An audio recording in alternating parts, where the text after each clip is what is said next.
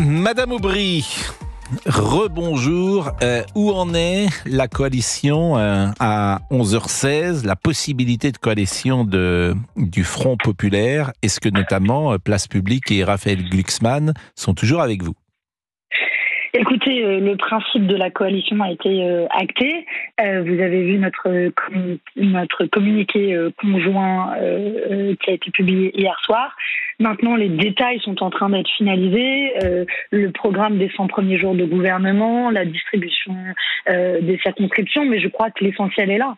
Et l'essentiel, c'est un front commun, un front populaire de toutes les forces politiques progressistes, de gauche, qui vont aussi construire sur les mobilisations sociales, sur les mobilisations syndicales, sur la jeunesse, pour aller battre l'extrême droite et gagner, c'est le cap que l'on se fixe. J'entends ce que vous dites, mais vous ne répondez pas vraiment à ma question. Raphaël Glucksmann dit non au Front populaire aux conditions de la France insoumise. Il n'y a pas eu d'accord, dit-il, et c'est ça qui m'intéresse. Parce que Raphaël Glucksmann a fait 15 points ce week-end, donc forcément on a le sentiment que d'abord, il y a eu quand même des oppositions pendant la campagne, disons-le, que Raphaël Glucksmann n'est pas sur la ligne de la France insoumise, notamment sur ce qui se passe à Gaza, puisque on rappelle que la France insoumise n'a toujours pas dit une seule fois que le Hamas était une organisation terroriste et que Raphaël Glucksmann n'est pas sur cette ligne-là. D'où mes questions. Alors, plusieurs choses. D'abord, sur les actes terroristes du 7 octobre, j'ai aucune difficulté à les qualifier comme tels. La première chose. La deuxième chose, les actes terroristes, c'est pas la même chose que le Hamas, si vous me permettez. J'ai pas de problème non plus à dire que le Hamas est une organisation terroriste. Mais écoutez, Pascal Praud, là, c'est pas l'enjeu. Si on doit s'entendre sur ce qu'on fait sur le conflit israélo-palestinien, je pense que toute la gauche parlera d'une même voix pour reconnaître l'État de Palestine. Oui, mais c'est pas le cas. Ma question, c'est est-ce que c'est acté? Ma question, c'est l'entourage de Raphaël Glucksmann, c'est une information de l'opinion, annonce son intention de quitter les discussions sur la constitution d'un front populaire dès ce mardi matin s'il y a un alignement total sur les positions de la LFI. C'est ça, moi, qui m'intéresse. Vous inviterez Raphaël Glucksmann pour lui poser la question. Moi, je peux vous dire que Place Publique participe toujours aux négociations et que je pense qu'il... Excusez-moi, j'ai plus de voix, comme vous pouvez imaginer. Les nuits ont été courtes, voire inexistantes ces derniers jours, mais je pense que nous devons tous faire face à nos responsabilités et que ni Raphaël Glucksmann, ni Place Publique ne peuvent agir en diviseur. Qu'il y a une attente colossale dans le pays pour une unité des forces de gauche. Vous l'avez rappelé, c'est vrai, Raphaël Glucksmann a fait à peu près 3,5 millions de voix ce dimanche. Nous avons fait pour notre part, et vous l'avez souligné, un score qui était bien au-dessus des attentes des sondeurs notamment et de la campagne, et c'est un peu plus de 2,5 millions de voix. Nous aurons besoin de toutes ces voix, Pascal Praud, si nous voulons gagner. Nous aurons besoin de toutes ces voix si nous voulons battre l'extrême droite.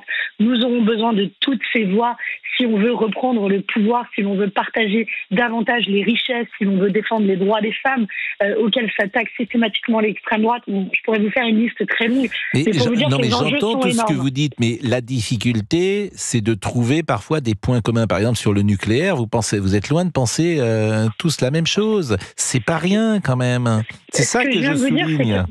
Alors, sur le nucléaire, on est tous d'accord. Et d'ailleurs, c'est pour ça et je vous parle pas de ce que vous vous êtes balancé les uns les autres pendant la campagne électorale. Ce que disait Jean-Luc Mélenchon, notamment de Raphaël Glucksmann et de Place Publique et de l'ancienne gauche, de la gauche, ce qu'il appelle l'ancienne gauche et la gauche républicaine. C'est ça qui peut paraître surprenant. Sur le nucléaire, on est tous d'accord pour investir massivement dans les énergies renouvelables dès maintenant, le nucléaire étant une énergie de transition. Le Parti socialiste, dans leur positionnement à leur précédent congrès, ils avaient l'objectif de 100% d'énergie renouvelable. Mais on peut prendre, si vous voulez, chaque sujet séparé les uns des autres et je pourrais vous répondre comme je suis en train de le faire. Mais je pense qu'il ne faut pas perdre de vue le souffle politique de ce que nous sommes en train de construire. J'ai 34 ans. Je n'ai pas envie que l'extrême droite arrive au pouvoir dans notre pays. Et je vous l'ai dit, ce qui nous rassemble est 100 000 fois plus fort que ce qui nous divise. Et oui, quand il s'agira de taxer les super profits et les grandes fortunes, quand il s'agira d'augmenter le salaire minimum, quand il s'agira de réduire les écarts de salaire au sein des entreprises, quand il s'agira de protéger notre industrie, notre agriculture de la concurrence déloyale, eh bien oui, la gauche peut parler d'une même voix. Et je suis sûre, Pascal, que je suis déjà venue à votre antenne dire à quel point pour moi, la NUPES avait été importante, à quel point nous aurions dû faire une liste commune pour les élections européennes. Eh bien, écoutez, ce que nous n'avons pas réussi à faire pour les élections européennes, tant mieux si nous arrivons à le faire pour les élections législatives. Emmanuel Macron voulait nous diviser. En réalité, il nous a rassemblés et il a échoué. Bon, le mot extrême droite que vous employez aujourd'hui, force est de constater que les électeurs ne l'analysent pas comme vous.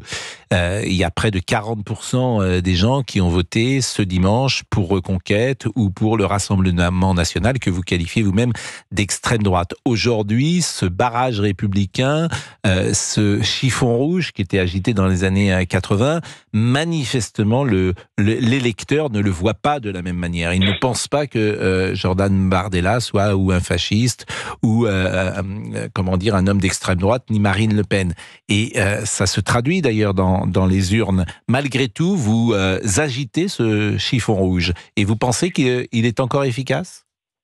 Écoutez, je pense qu'il y a des millions de gens dans le pays, oui, qui sont apeurés par l'idée de l'arrivée de l'extrême droite au pouvoir. Je pense aux personnes LGBT, je pense aux personnes racisées, je pense aux descendants d'exilés dont le Rassemblement national en a fait de la chair à canon électorale. En revanche, là où je suis d'accord avec vous, c'est que il ne suffit plus de dire ça pour pouvoir l'emporter. Et que notre famille politique de gauche doit mener la bataille aussi sur le terrain social vis-à-vis de l'extrême droite. C'est ce que j'ai essayé aussi de faire dans cette campagne des élections européennes pour démonter, si vous le voulez, l'arnaque sociale du Rassemblement national qui, quand il s'agit de voter pour la hausse du salaire minimum, pour la hausse du SMIC, quand il s'agit de voter pour la taxation des plus grandes fortunes ou la taxation des super-profits, le Rassemblement national a systématiquement voté aux côtés des macronistes. Pardon, mais je veux dire aux gens qui nous écoutent, et en particulier aux gens qui sont dans la galère, et je sais qu'il y en a beaucoup qui écoutent Europe 1 à l'heure actuelle, les gens qui se privent en leur fin de mois, des gens qui n'arrivent pas à payer, je sais pas, juste un petit plaisir dans la vie du quotidien, une glace pour les enfants, un ticket de cinéma pour les enfants, les gens qui vivent, qui subissent la vie chère. Je veux vraiment m'adresser à eux et je veux vous dire, ne vous faites pas avoir, ne vous faites pas arnaquer. C'est entendu, mais le grand paradoxe, c'est que les classes les plus populaires vous ont quitté et ont quitté souvent la gauche. Et je lisais hier, vous l'avez peut-être lu d'ailleurs, l'analyse de Christophe Guilluy dans Le Figaro. Et que dit-il sur les gens qui votent pour vous ?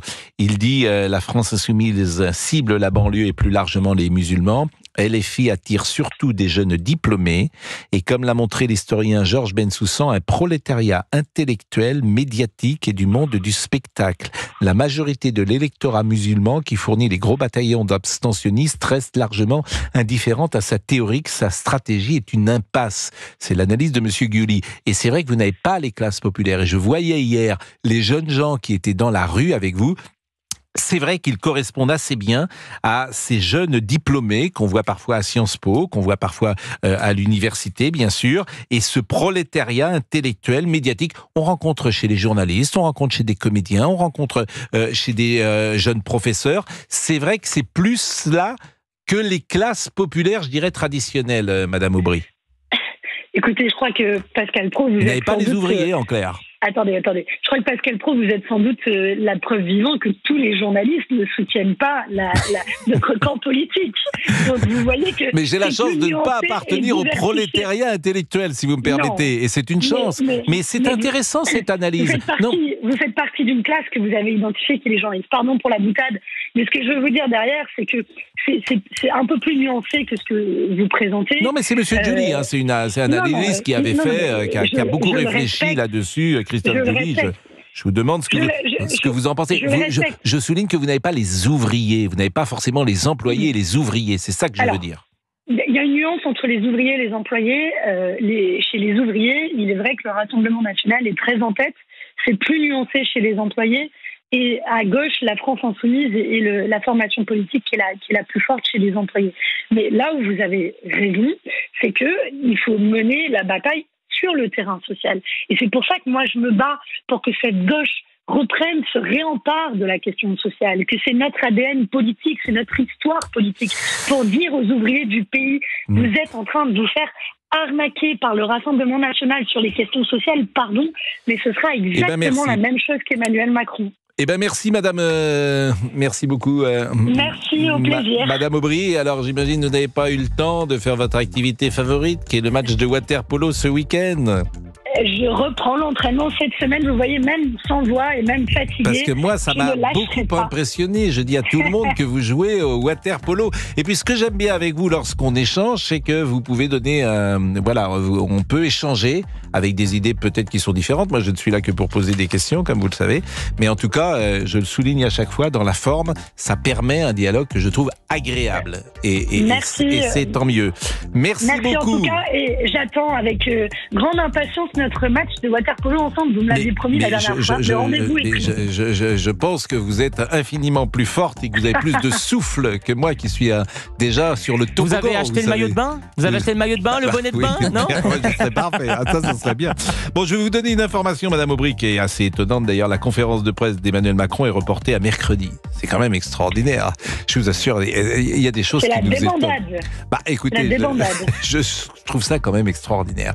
C'est-à-dire que tu as une conférence de presse du président de la République qui est annoncée le mardi après-midi. À l'arrivée, elle sera mercredi après-midi. Il y a quelque chose qui peut étonner, disons-le. Merci Madame Aubry, bonne journée. Merci. Il est 11h27.